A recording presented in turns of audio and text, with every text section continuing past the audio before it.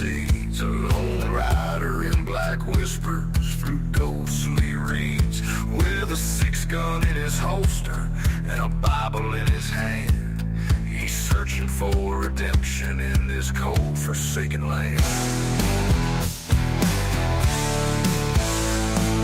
Crosses on the hilltops where the moon hides his face. Silver wolves are howling, echoing my disgrace. The church bells tolling, calling aching souls to pray, but the night's too filled with demons to keep the darkness at bay.